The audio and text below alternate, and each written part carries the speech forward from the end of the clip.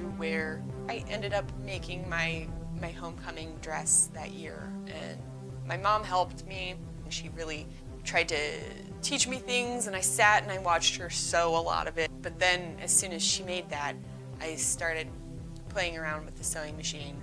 And then I just started making things. Outside of being a designer, I'm also a mom. I work for Omaha Fashion Week. I'm the designer coordinator. I'm trying to remodel. We just bought a house. I'm trying to plan a wedding now. Got proposed to at my last show, so now I get to plan a wedding for next December. It's super awesome. Every collection needs to evoke a feeling about it. When you present it, you feel something. The feeling will vary and change. You know, I've done collections where it was based on a memory of a person and how that memory starts to become less colorful and it fades into like black and white. I've done lines where I was like seeing a change in a woman, seeing how she starts off as somebody who is following in everybody else's footsteps and suddenly realizes that she is her own person. She's like a goddess, you know? It's different always. That feeling is different. So originally I wasn't going to do a collection this season. I had no intentions of doing that, and I sat there and I was sitting one night and it just hit me that I was like, oh my gosh, maybe I'll just do a small, you know, like 6 looks collection and keep it really simple. And then I ended up not keeping it simple at all, and I started off as this concept that I wanted to do things that were all very organic, and it ended up turning into looking at a lot of NASA images. So we start off looking up from the ground. We get a photo of like the Aurora Borealis, and then it moves along and we're looking down at Earth at a phytoplankton bloom. And then we move outward and we're looking at our solar system, and there's like an image of Mercury, and it's a really awesome image. And then we just keep moving outward from there, and we're seeing like nebula and giant gas clouds. And then we get that really great image, the deep space image, where it's every single speck of light that is in this image is a galaxy, and there's thousands of them in this one image.